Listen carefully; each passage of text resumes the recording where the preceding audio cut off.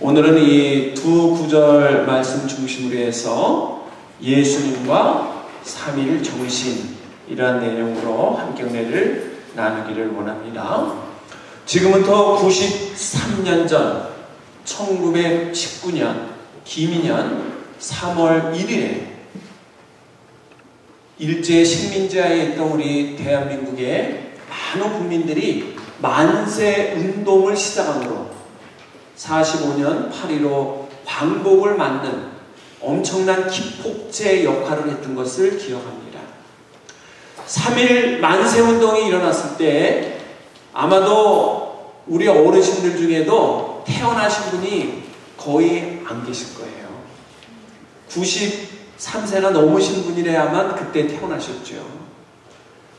우리가 역사적으로 많은 자료와 문헌을 통해서 어떠한 정신으로 3.1 만세운동이 일어났고 또 그때 발표된 기미 독립선언문은 어떤 내용으로 우리 마음의 애국심을 고취시키고 있는가 한 번쯤 짚고 갈 필요가 있습니다. 우리가 잘 아는 대로 기미 독립선언서를 우리는 잘 알고 있습니다. 중고등학생들은 교과서에서 이거를 외워요. 그래야지 입학시험에, 대학교 수능시험에 이게 출제가 되기 때문에 거기에 대한 질문을 답을 써할 정도로 3.1 기미 독립선언문은 아주 의미가 있는 그러한 내용의 선언문인 것을 우리가 볼 수가 있습니다. 파고다 공원에 민족 대표 33인을 중심으로 해서 수많은 사람들이 모여가지고 이제 만세 운동을 시작하는 시점, 바로 기미 독립선언서를 낭독하게 됩니다. 이 기미 독립선언서의 가장 핵심 그 내용이 무엇인가? 자유와 인간의 존엄과 평화를 가져와야 된다고 하는 정신으로 이 독립선언문이 낭독이 됩니다. 특별히 이 기미 독립선언문 중에 우리가 알고 있는 대로 공약 3장이라고 하는 첫 번째 항목에서 오늘 우리들의 이 거사는 정의, 인도, 생존, 번영을 찾는 결의의 요구이니 오직 자유의 정신을 발휘할 것이고 결코 배타적 감정으로 치닫지 말라고 기록하고 있습니다. 3.1 만세 운동에 담긴 정신, 기미 독립선언문에 담긴 정신 중에 가장 큰 핵심은 뭐예요? 자유, 속박받고 핍박받는 것이 아니라 인격적인 대접을 받는 자유, 그리고 인간의 존엄성을 추구하는 내용이 담겨져 있습니다. 일제 식민지에 있었던 우리 대한민국의 모든 국민들은 자유가 없었습니다. 이름을 강제로 바꾸라고 합니다. 우리의 언어를 사용하지 못하고 일본말을 쓰도록 학교에서 가르칩니다. 일본의 법에 의해서 우리의 인권이 침해당해도 할 말을 못하게끔 만들어놨습니다. 조금이라도 거기에 대해서 반항을 하거나 이의를 제기하면 투옥에서 옥살이를 하거나 옥고를 치르다가 세상을 떠나는 사람들이 한두 명이 아니었던 것을 기억합니다. 그런데 우리는 여기서 꼭 짚고 넘어가야 될 한 가지가 있습니다. 3.1절 기미 독립선언문을 낭독하기까지는 민족대표 33인이 활동을 했는데 33인 중에 과반수가 넘는 16명이 기독교 신자였다는 것입니다. 여기에 나오는 지금 사진이 민족대표 33인의 모습이에요. 그리고 우측에 나오는 사진은 그들이 모여서 회의를 하는 장면을 그림으로 그린 것입니다. 이 당시에 우리 대한민국의 인구는 3천만 밖에 안 됐어요. 지금은 남북한 합하면 7천만이라고 그러는데 남쪽만 해도 4,500만이라고 그래요. 근데 이 당시에는 남북 합쳐서 3천만 밖에 안 됐어요. 대한민국 국민이. 더군다나 기독교는 1.5% 밖에 안 됐어요. 굉장히 적은 숫자가 하나님을 믿었습니다. 그런데 놀라운 거는 그 민족을 이끌어가는 33명 중에 16명이 기독교인이었다고 하는 것은 얼마나 크리스찬들이 애국심을 갖고 나라를 잃고 핍박받는 억울함 속에 있는 이 민족을 살려야 되겠다고 하는 열망 속에서 독립운동, 만세운동, 해방을 위한 끝없는 투쟁을 했는가를 가히 짐작할 수가 있습니다. 3천만 중에 1.5%인 기독교인은 약 30만이 안 될 정도로 작은 숫자였습니다. 그 작은 숫자 안에 나라를 걱정하고 나라를 위해서 헌신하고 나라를 위해서 내 목숨도 내던지겠다고 하는 애국적인 마음을 사람들이 이런 마음을 가진 사람이 이렇게 많은 거예요. 근데 오늘날 우리 조국의 현실을 보십시오. 인구는 4,500만이 넘었다고 그래요. 기독교 인구가 25%가 넘어서 1,000만이 넘는 기독교 인구를 가지고 있다고 그래요. 그럼에도 불구하고 온갖 비리와 부정 속에는 반드시 기독교인들이 한두 명이 껴있다는 것을 우리가 잘 알고 있습니다. 뻥뻥 터지는 온갖 사건, 정치적인 어떠한 비리, 또 경제적인 비리, 도덕적인 타락, 큰 사건이 터질 때마다 거기에는 반드시 크리스찬이 한두 명이 꼭 관련이 되어 있다는 것을 우리는 알 수가 있습니다. 나라를 위해서 희생하는 것을 꺼려합니다. 나라가 원하는 것을 내가 스스로 봉사하면서 섬기려고 하는 것을 하지 않으려고 합니다. 기독교인이 많아졌고 인구가 늘었지만 나라 사랑하는 마음을 갖는 기독교인은 점점 적어집니다. 오히려 부패와 부정에 관련된 사람은 늘어나고 있습니다. 안타까운 현실이 우리 조국의 현실이요. 스스로가 크리스찬이라고 얘기하지만 부끄러워서 말을 못할 정도로 안타까운 현실이 됐습니다. 요즘에는 한국에서 어떠한 유머가 유행하는지 알아요? 어떤 선한 일을 해서 신문에 났습니다. 알고 보니까 그분이 교회를 다니는 분이었습니다. 그랬더니 어떤 분이 이런 얘기를 하더래요. 어이구, 교회 다니는 분도 저런 일을 다 해? 마땅히 해야 될 일을 하지 않는 그리스도인들, 마땅히 나라를 위해서 해야 될 일을 하지 않고 침묵하는 교회들, 많은 너무 크리스찬들이 외면하고 있어요. 등 돌리고 있어요. 그들이 이야기하는 것을 신뢰를 안 해요. 신뢰를 안 해요. 아무리 거짓말이라 그래도 내가 크리스찬으로 이 이야기를 합니다 그러면 당신 얘기라면 내가 믿어줄게. 이렇게 돼야 될 세상이, 선한 일 한 것이 그리스도인이니까 아니 교회 다니는 사람도 그런 일을 다 해? 이게 얼마나 부끄러운 얘기예요.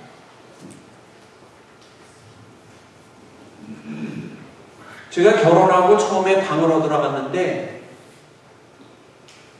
돈이 없으니까 한국에서 반지하 방을 전세를 얻으려고 복덕방을 걸어다니다가 제가 다니는 교회하고 거리도 적당하고 또 가격도 우리가 준비된 돈하고 비슷한 데가 있어서 딱 갔어요.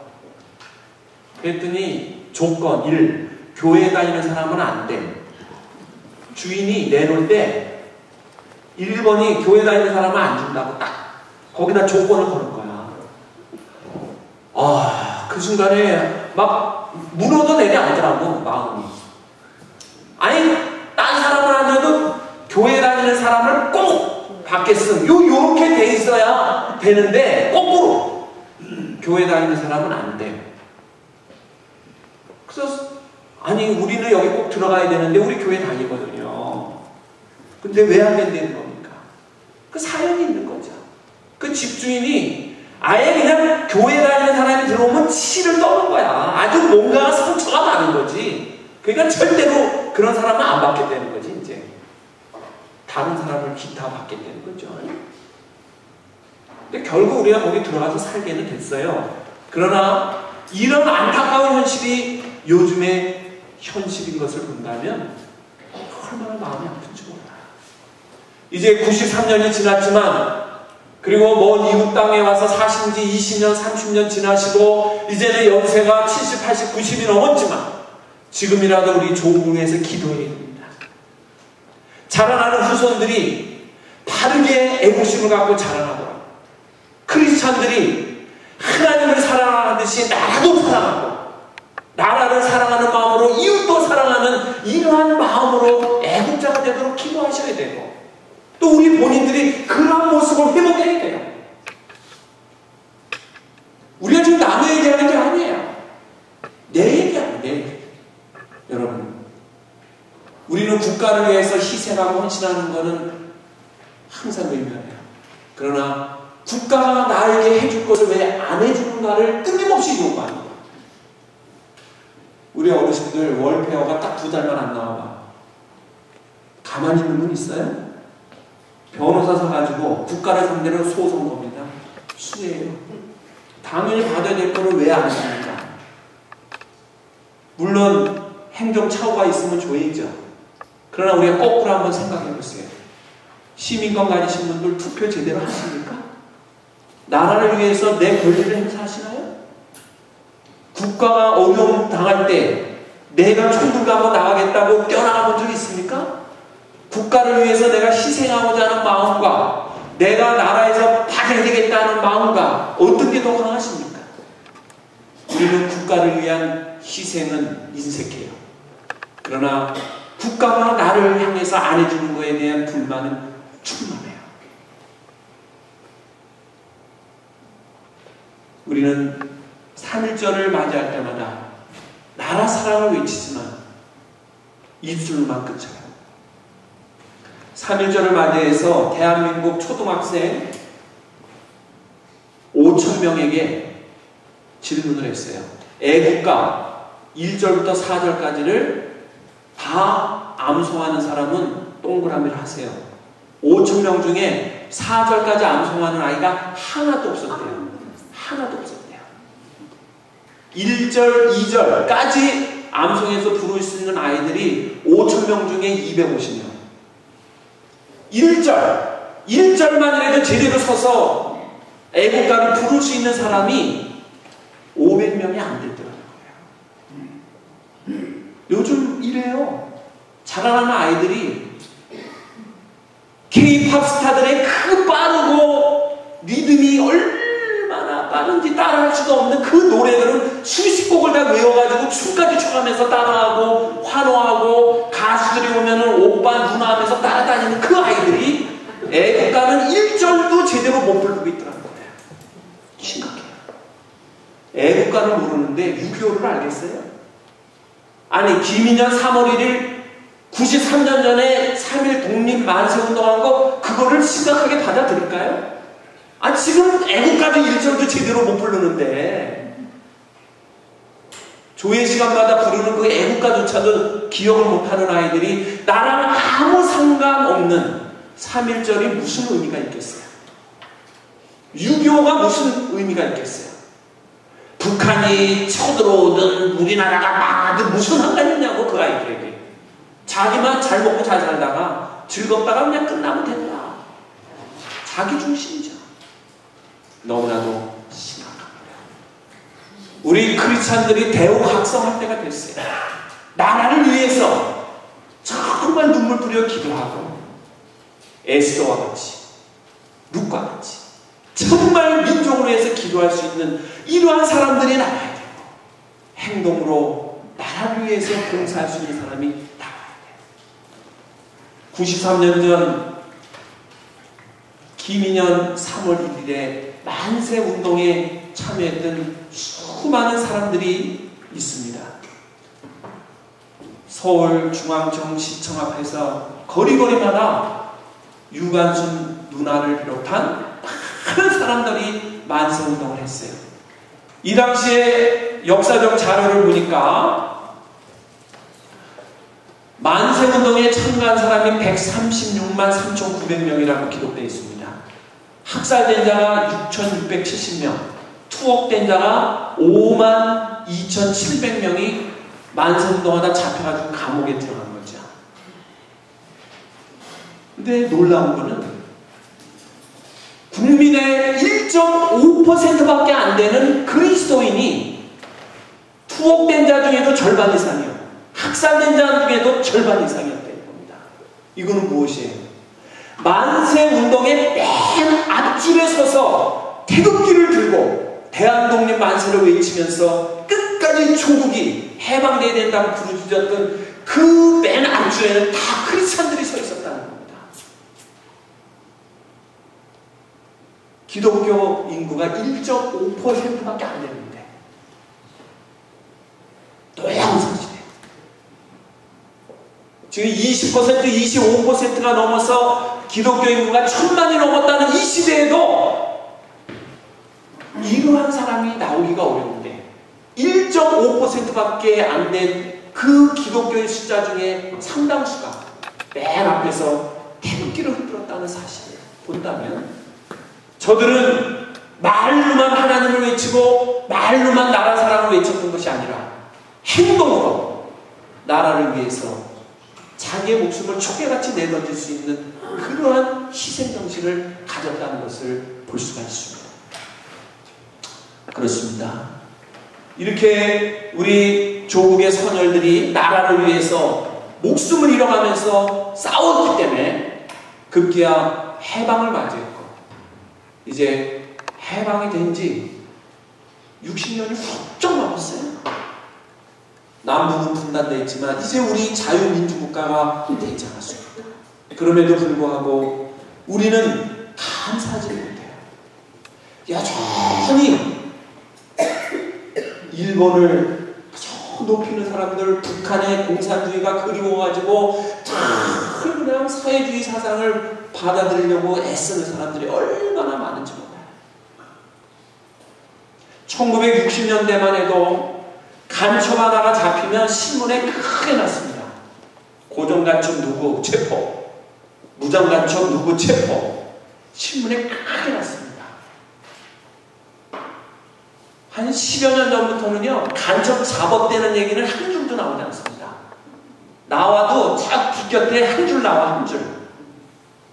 어떤 전문가가 그런 얘기를 합니다. 지금은 간첩이 너무 많아가지고 잡을 수도 없고, 잡으려면 국민의 절반을 다 잡아야 된다니, 누가 빨갱이고 누가 아닌지가 이제는 둘 중에 하나라는 거야. 지나가다 툭 건드리면은 둘 중에 하나라는 거지. 그러니까는 잡아봤자 의미도 없고, 그게 무슨 뉴스거리가 될 필요도 없고, 이미 10여 년 전부터 그러한 공산주의의 사상이 그냥 일반적으로 다 들어와가지고, 그 따르는 사람이 이미 다 따르고 있는 거고, 이런 시대가 되는 거죠. 자유민주 정신이 사라지고 평화의 정신이 사라지고 나라를 사랑해야 되는 그 마음들이 사라지는 것을 볼 수가 있습니다. 그렇다면 오늘 본문이 주는 3일 정신과의 관계는 어떤 교훈이 담겨집니까? 예수님께서 공생애를 통해서 첫 번째 설교를 할 때 오늘 본문 내용으로 설교를 했는데, 이 설교 내용은 구약에 있는 내용을 인용하는 거예요. 이사야서 61장 1절과 2절에 있는 내용을 인용해서 오늘 본문의 내용으로 설교를 한 거죠. 이사야서 61장 1절과 2절 같이 읽어봐요. 시작. 주 여호와의 영이 내게 내리셨으니 이는 여호와께서 내게 기름을 부으사 가난한 자에게 아름다운 소식을 전하게 하려 하십니다. 나를 보내사 마음이 상한 자를 고치시며 포로된 자에게 자유를, 갇힌 자에게 노임을 선포하며 겸비한 자 여호와의 은혜의 해와 우리 하나님의 보복의 날을 선포하여 모든 슬픈 자를 위로하되. 아멘. 이 말씀을 인용해서 오늘 본문의 내용으로 설교를 했던 거예요. 오늘 본문과 또 이스라엘 백성들이 포로 생활을 하면서 억울함을 당하면서 끝까지 하나님을 바라보면서 해방을 받기까지 하나님의 도움을 기다렸던 그 마음과 일제 치하에 36년 동안 억눌리다가 독립을 열망하면서 몸부림치며 만세운동을 펼치며 해방의 날을 기다렸던 우리 민족과 어떠한 관계성이 있는지 오늘 본문을 통해서 몇 가지를 묵상하는 거네요. 그 첫 번째가 오늘 본문 18절의 내용입니다. 여러분 가지고 계신 유인물 중에 18절을 다 같이 한번 읽어봐요. 시작. 주의 성령이 내게 임하셨으니 이는 가난한 자에게 복음을 전하게 하시려고 내게 기름을 부으시고 나를 보내사 포로된 자에게 자유를 눈먼 자에게 다시 보게 함을 전파하며 눌린 자를 자유롭게 하고. 아멘. 여기 보면 가난한 자에게 복음을 전하게 하시려고 그랬습니다. 핍박받고 억눌리고 고통 속에 있는 가난한 자에게 자유를 준다. 일제치하에 있던 우리 민족 얼마나 힘들었어요. 논마직이나 가지고 있던 사람은 다 뺏겼고 나름대로 행세되는 사람은 일본에 아춤해가지고 아부해가지고 살랑살랑 해가지고 아래가도 꼬자해봤어요. 맨날 일에 가면서 일본 신사들 졸졸졸 따라다니면서 네불이나 바치면서 아부한 부자들은 살아남았어.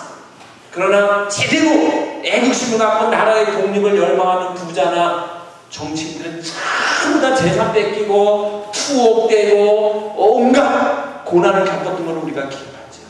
부자가 없었어요. 다 가난하고 어려움 속에서 신음하는 민족이 바로 우리 민족이었잖아요. 이스라엘 민족이 똑같은 어려움을 겪고 있을 때 그들에게 복음을 통해서 먼저 마음의 자유함과 평강이 있고 육신으로는 힘들어도 마음의 부자가 되어서 해방이라는 소망을 하셨다는 것이죠. 여기 가난하다는 말은 육신적으로 가난하다는 것도 있지만 심령이 가난하다는 의미도 있어요. 그래서 여기 이 가난한 자의 의미를 한번 보면 낮은 자, 겸손한 자, 약한 자, 또한 궁핍한 자를 가난한 자다. 이렇게 부르고 있는 것을 볼 수가 있어요. 오늘 본문이 주는 첫 번째 메시지는 뭡니까? 억울함 속에 있고 약하고 궁핍하고 핍박받고 이러한 자들에게 자유를 주기 위해서 복음을 전파한다라는 것이 오늘 첫 번째 메시지예요. 3.1 만세운동이 기폭제가 되어서 광복을 맞기까지는 우리 그리스도인들이 지하에서 찬양을 하고 말씀을 읽고 복음을 전하고 끊임없는 기도 끝에 그 열매가 해방으로 연결된 줄로 믿습니다. 하루아침에 된 게 아니에요. 오랜 기도와 땀 흘린 독립투사들의 희생 끝에 해방이라는 것이 온 것이죠. 두 번째로 오늘 본문이 주는 교훈 18절 하반절에 보면 내게 기름을 부으시고 나를 보내사 이렇게 기록하고 있습니다. 이 말은 내가 하나님의 부름과 사명을 받은 자라는 뜻이에요. 포로된 자가 자유를 얻게 한다고 했어요. 눈먼 자에게 다시 보게 함을 주신다고 했어요. 눌린 자에게 자유케 하기 위해서 기름 부음을 받았다라고 말하고 있어요. 그렇습니다. 우리 3.1절 독립운동에 역사적인 의의가 있다면 뭐예요? 억눌린 포로 신분에서 자유를 열망하고 핍박받는 속박 속에서 인권의 존중을 얻기 위해서 끝까지 싸운 것. 이것이 바로 3.1 정신의 중요한 의미가 아니겠습니까? 그래서 우리는 오늘 꼭 이 부분들을 기억하면서 영적으로 교훈을 받을 필요가 있습니다. 우리 3.1 운동 당시에 우리 많은 교인들은 방구석에 앉아서 성경 공부만 하고 교회당에 앉아서 주여 주여만 외친 게 아니에요. 주여 주여 외치고 성경 공부를 했으면 이게 생활 속에서 행함으로 나타나게 역동적으로 살아갔어요. 그 적은 수가 마치 겨자씨처럼 바람에 훅 불면 없어지고 눈에 보이지도 않는 그 겨자씨가 생명력을 갖고 땅에 심어져서 열매를 맺을 때 온갖 새들이 깃들고 많은 사람들이 부러워하는 열매가 맺는 것처럼 작은 물이지만 제대로 밀알이 되어서 씨를 뿌렸을 때 힘을 발휘해야 하는 능력의 그리스도인들이 됐던 거예요. 머리 숫자만 많다고 중요한 게 아니에요. 제대로 된 크리스찬 하나가 중요한 거예요. 우리 어르신들 늘 얘기하죠. 이제 살 날이 50년밖에 안 남았습니다. 살아온 것보다 살 날이 짧아요. 하나님을 바르게 믿고 제대로 크리스찬답게 사셔야 됩니다. 뭘 하나를 하더라도 정직과 공의와 정의를 세워야 돼요. 그리고 주님의 향기를 드러내도록 살아야 돼요. 하나님의 권능이 나를 통해서 나타나도록 불의 앞에서는 당당하게 맞서고 복음을 외치는 자리에서는 내 목숨이 위협을 받더라도 복음을 전할 수 있는 담대함을 갖고 우리의 인생을 불꽃같이 살아야 합니다. 그렇지 않다면 또 제2의 일제식민지 같은 시련, 제2의 6.25 전쟁과 같은 고난이 또 올지도 모르고 그런 날이 올 때 누가 나라를 지키고 나라를 위해서 앞장서겠습니까? 연로하신 우리 어르신들은 몸으로 하지 못하지만 눈물로 기도하고 후손들을 바르게 양육할 책임이 있는 거예요. 바로 3일 정신은 포로된 자가 자유를, 눈먼 자가 다시 보게 하는 것과 같은 기쁨과 해방을 주는 날이 시작됐던 날이 아닙니까? 그리고 마지막 세 번째는 오늘 본문 19절에 보니까 같이 한번 19절 읽어볼까요? 시작! 주의 은혜의 해를 전파하게 하려 하시니라 했더라. 아멘. 주의 은혜의 해를 전파하게 하려 하신다. 여기서 말하고 있는 은혜의 해라는 것은 레위기 25장 10절에 기록된 희년을 말하고 있는 거예요. 구약시대에는 희년 제도가 있었습니다. 희년이라고 하는 것은 매 50년째 되는 해에 희년으로 정해놓고 제사장들이 나팔을 불고 모든 노예를 해방시켜줘요. 모든 노비들을 다 풀어줘요. 모든 묶여있는 땅이 다 풀어져요. 자유를 얻는 거예요. 부동산과 동산과 사람과 동물이 다 자유를 얻는 그 해가 희년이에요. 그래서 그 희년이 되는 날은 다시 다 원위치로 돌아가는 거예요. 똑같이 다시 시작하는 거예요. 똑같이 같이 나누고 같이 사랑을 똑같이 분배하고 다시 출발하는 거예요. 그리고 50년을 또 보내는 거예요. 대를 물리면서 부자가 나오는 게 아니에요. 대를 물리면서 권력자가 나오는 게 아니에요. 희년이 되면 전부 다 어떻게 돼요? 제로 상태로 와서 똑같이 나누고 함께 공유하는 게 바로 이 희년제예요. 이건 한마디로 대화와 화해의 장이 가장 열리는 거예요. 오늘날 자본주의를 일컫는 미국이나 대한민국은 부익부 빈익빈이 너무 심해요. 상위 1%가 그 나라 전체로 움직일 만한 경제력을 가지고 있어요. 상위 1%가. 지금 공화당의 대선 후보로 나와 있는 지금 4명의 후보가 각 축전을 합니다만 그 중에 후보 하나가 어떤 얘기를 했는가? 나는 돈은 많이 벌었지만 부정하게 번 적은 없습니다. 정직하게 해서 돈을 벌었죠. 그리고 저는 애국자입니다. 왜? 우리가 모는 자동차는 다 미제예요. 미제. 뭐 딴 나라에서 들어온 차는 나는 몰지 않습니다. 근데 이분이 결정적으로 어떤 실수를 했느냐? 내 와이프는 캐디락을 2대를 끌고 다니고 이 얘기를 한 거예요. 캐딜락이 얼마인데 기본이 6만 불 이상에서 10만 불까지 가는 거예요. 옵션에 따라 다르지만. 근데 부인이 캐딜락을 2대를 가지고 있는데 그걸 기자들이 추적해봤더니 한 대는 자기 사는 데 있고 한 대는 다른 주에 있어. 또 그 왜 차 2대가 따로 있냐 그랬더니 집이 거기도 있고 여기도 있어. 그러니까 거기 별장에 놀러 가면 그 차를 몰고 여기 살 때는 이 차를 모는 거지. 그러니까 이분이 이야기할 때 정직하게 돈 번 것도 오케이. 애국심으로 미국산 자동차를 모는 것도 오케이인데 한 달에 3,000불을 못 벌어가지고 허덕대는 사람들이 볼 때는 완전 부르조아야. 화이트 깔라. 와, 저 인간이 대통령 되면 우리 마음을 알까? 저거는 아니야. 부정적인 생각을 더 불러일으키는. 왜? 상위 1%가 그렇게 호화롭게 사는 거지, 나머지 99%는 바닥바닥거리고 사는 게 미국 국민이에요.